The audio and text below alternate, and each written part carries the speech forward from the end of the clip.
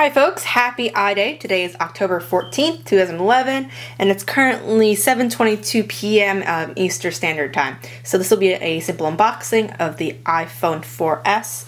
I ordered it last Friday when the servers were down, waited a long time, but finally it came to my house this morning, and I was kind of hesitant about opening it sooner since there was a lot of activation issues. I decided to wait a little bit longer, but now I can't wait anymore because I really just want to start playing with my iPhone. So let's get started. Just around the box it says iPhone 4S. A little bit different from the previous box of the iPhone 4 where this part used to be black. But I got the 16GB white model for AT&T. And then the weird thing is on the bottom there's an iCloud sticker instead of an Apple one. So at first, when I saw pictures of that online, I thought it was a joke or someone just put a sticker on it. But it's actually, I think, labeled into the box. The back information, 16GB. And I just put a post-it to cover my SIM card number and IMEI just because I think that's kind of more private than sharing the internet. But let's open this up. But you know, I will not lie to you and say I was not disappointed when there was no iPhone 5 that was announced. But in light of everything that's happened, this phone is definitely internally a great improvement from the iPhone 4. I was eligible for an early upgrade for to the iPhone 4S, which makes this phone $450. So I managed to sell my iPhone 4 with a couple accessories and stuff and use that money towards this phone. And this is also partially a birthday present from my parents as well. So open it up. This is my first white iPhone, so it's very exciting. And the reason why I didn't go with any capacity larger is I previously used to store all my music on my iPhone as an iPod, but recently I've transitioned to Spotify, so a lot of my playlists are streamed online, so I think I'll just have just enough amount of room for all my music and stuff. But no padding. I remember the first generation box had that really nice phone, but you know, the more iPhones they make, the little corners they have to cut still, so no padding. But there it is. Here's the iPhone. Oh, the white looks slick. I think it looks just pretty awesome. When it first came out, people made such a big deal about it being the unicorn phone. I really didn't like it, but seeing it with definitely cases on it, with people just holding it, I think it's a really slick looking design, and it's okay to like for me because it's I think it's kind of girly, and I can, you know, kind of rock it with the case and stuff. So I like it. I'm a girl, so it's all good. Then you have the little plastic tray, designed by Apple in California. Open that up. It's the fingertips. No paper clip tool. I know the international version has it, but we don't, unfortunately, in the US here. Fingertips, same old iPhone 4S, and then some Apple stickers. Very nice. Put that away. And then your basic, you know, we've gone through this every year.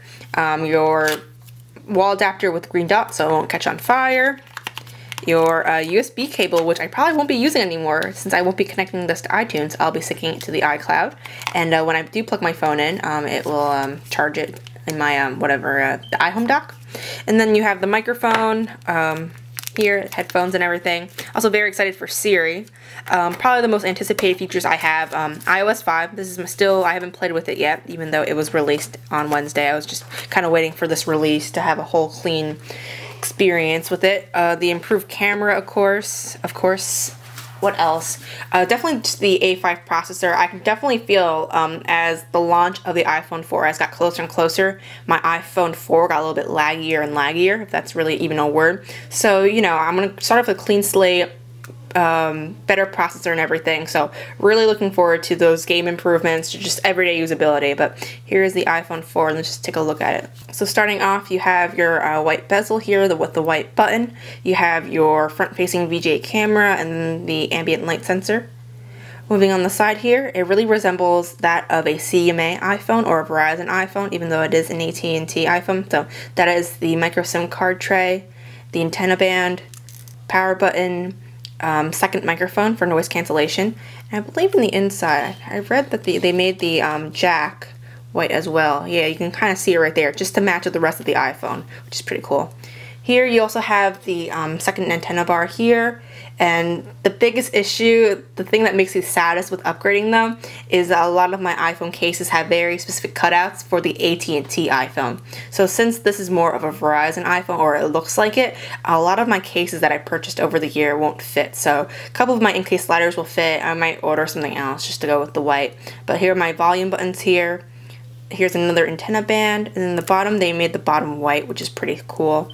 But that's pretty much it. Everything else weighs the same. It feels like an iPhone 4, and there's no distinguishing mark on the back. I remember from the 3G to the 3GS, the writing in the back was more metallic, whereas the 3G was just like a gray paint. Just as a size comparison, this is my mom's iPhone 4 on AT&T, 16 gigabytes, and then I'll be comparing this to my brand new iPhone 4S. So bring it side by side, you notice that there is an antenna band here, where on the AT&T version or on the iPhone 4 version there is not. Moving down, the SIM card trays are both in the same spot. They both have the antenna bands here. Moving up, same thing. The AT&T version, or I keep saying AT&T, but the iPhone 4 version here has the antenna band while my 4S does not. And then on the side, once again, my iPhone 4S has the antenna band here. And you can just notice, I'm not sure if I can bring this into focus for you guys, but it's moved just a little bit lower than the iPhone 4 version.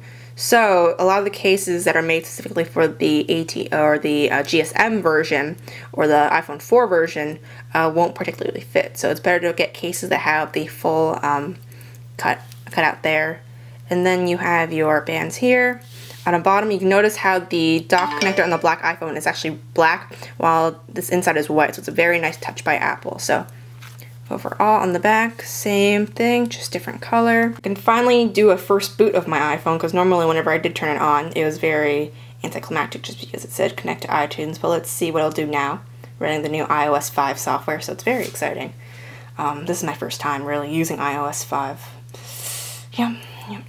And hopefully my phone will activate as well, because as of 7/29, I'm still reading Twitter, and a lot of people are complaining about how their iPhones can't be activated on AT&T. So, you know, you just have to be patient. You might have to go through iTunes. You might even have to dial 611 to do it. There it is, iPhone. Let's see, it says probably slide to unlock in a myriad of languages.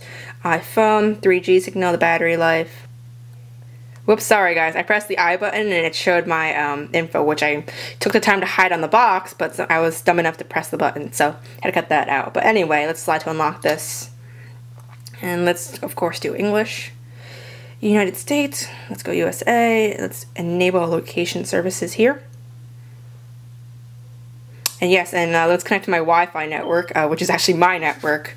The funny thing is I have an Airport Extreme, and it automatically set it as that name, so I'm not trying to, be snotty about the password or anything, or the name. So it's not really my network, it's more of my parents' network, of course. But of course, they're syncing up to my network just so I can sync with iCloud. So let's do the next step here.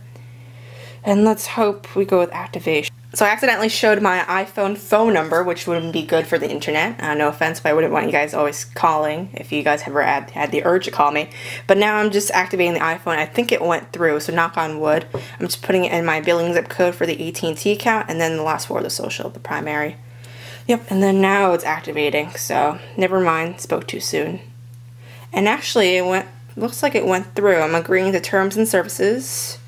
It keeps going back to that screen. It's getting really annoying. It's like toying with my emotions. Just activate the phone.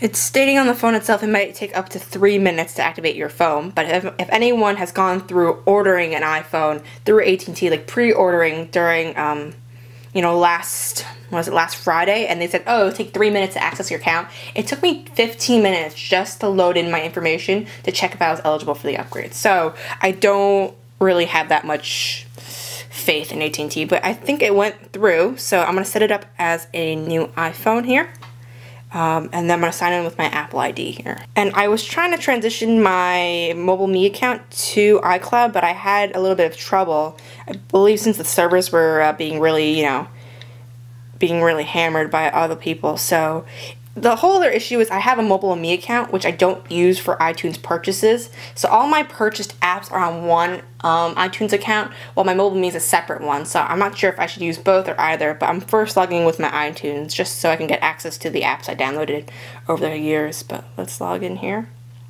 And let's agree to the terms and services.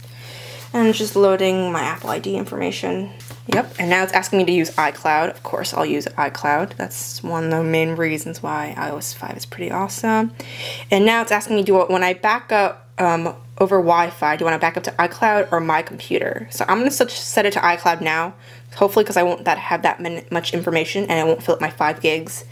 And now it's asking if I want to find my iPhone. Yes, I do. Oh yeah, do I want to use Siri? Of course I want to use Siri. What kind of question is that? And then I'll automatically send diagnostic information here. And I'll register with Apple. Why not? And now I can start using my iPhone, and there it is, my iPhone. For some reason it still says no service, but it said that last year when I walked out of the Apple store, so hopefully it'll start registering with AT&T soon. But iOS 5, it's very exciting, and do not grow. Ooh, that's fancy. But anyway, that's it. My video is long enough. It's probably the longest iPhone 4S unboxing video you'll see, just because, you know, how I get too excited with stuff. But I'll have some more videos about that and other stuff. Just stick with me, guys. It's been a crazy school year. I'm just trying to get everything coming together. I'm trying to get into college, past school, and of course stay with the YouTube thing. So follow me on Twitter. That's probably the best way to contact me. I'll usually respond to your @ replies and whatever. So I'll see you guys soon. Enjoy your iPhone.